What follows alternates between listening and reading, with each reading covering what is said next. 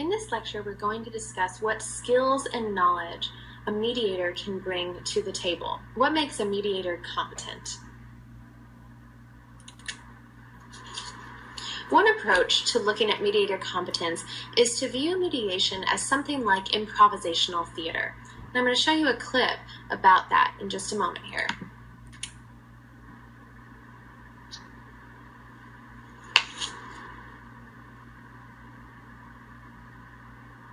I think it's a part of me.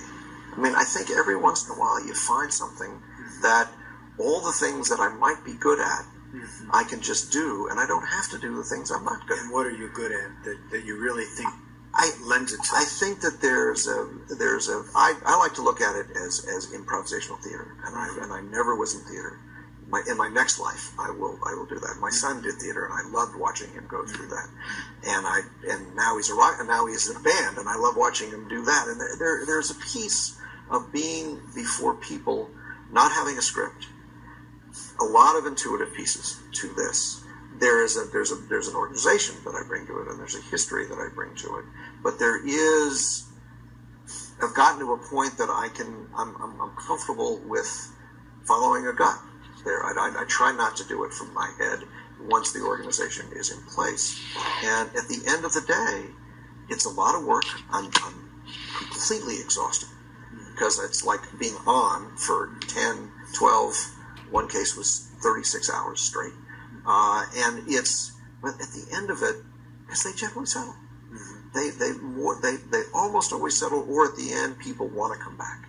So it's very satisfying. And the people you're working with, you see them start in one place, and you see them change.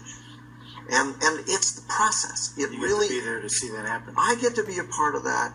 I think I'm very good at this. I would do this differently than you do it, and differently than the 100 other people that you've talked to. But we all are involved in a process which binds this together and works and isn't complicated. So Hart Green there provides one approach to how mediators might be competent in their job. He sees it as a place in which you use intuition to come up with what you need to say in just the right moment and to play to an audience in a sense. It's a metaphor for what he does. Research would demonstrate other types of good practices. Competent mediators should practice from this list identifying and seeking out information. So asking the right questions, really getting into the meat of the issue. So finding out what is really going on here. They should demonstrate empathy for parties, which is not always an easy task. They should exhibit the ability to persuade, but to also do that appropriately and ethically. And they want to present ideas to the table without being overly domineering.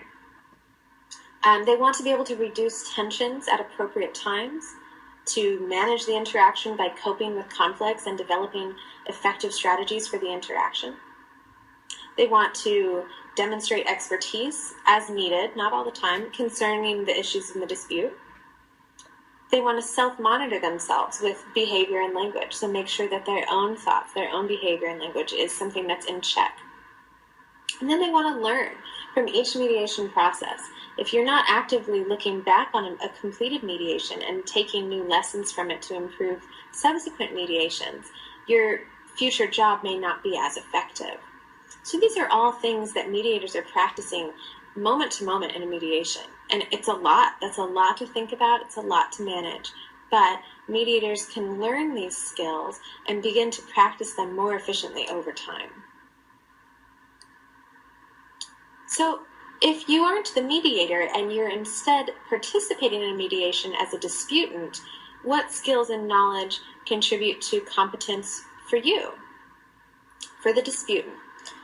So the most effective mediations for disputants include the ability to agree and follow the rules and the instructions that are laid forth. So let's say one of the rules is that only one party may talk at a time. Competent disputants would allow that to happen. So they would wait calmly until one party's finished speaking before they reply. But an incompetent disputant might start speaking in the middle of someone's statement or reply to a previous question. The disputant must be able to participate in mutual perspective taking, meaning that they need to be able to step outside of themselves for a moment and really understand the other side's perspective, to be able to try and step back and say, okay, why are they thinking that? How might I feel that way too if I were in their situation? And so on. They need to be intentional about checking their own emotions as well here. And I have a brief clip that I'd like to show you related to that.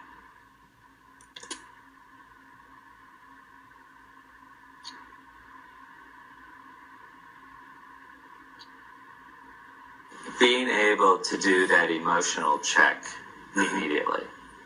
So we all know conflict occurs and we get that kind of rush, right? The old fight flight. But to me, it's being able to recognize, okay, in that moment, I just felt attacked. And now I'm either defensive or I'm embarrassed or whatever it is. And whatever that feeling gives me, I want to then do some verbal or otherwise action. To be able to somehow stop that for a moment and say, okay, what's my goal in this situation? And, okay, given what my goal is that initial reaction the right one to do or not? And if it's not, let me take a moment and then get more strategic instead of reactive. And so I think that's the number one. And then number two is having the communication, knowing what communication to use with someone. Because it could be that I say, oh, okay, I caught it, but now the language I use is going to escalate the situation because I haven't paid attention to that. And then I think thirdly, it's just, I then become so intent on telling somebody what to do as opposed to listening, that I'd say if people can, quickly check their emotion, listen, and then use communication skills that don't escalate, those would be the top three. Competent mediators are also involved in committing to the process of mediation as well as the solution. So they're on board with going through every step of the mediation. They're interested in seeing it succeed, but they also see it as not just a means to an end, but an end in itself. Collaborating with the other party and with the mediator is going to be an essential skill, as would be the ability to problem solve, to think creatively about various solutions to their issues that might be manageable or positive for both parties. And finally, maybe the most significant, and you heard this from the clip that we just watched, is strong listening skills. That if you're listening well, mediation is much more likely to be an effective strategy for solving what could be an intractable dispute.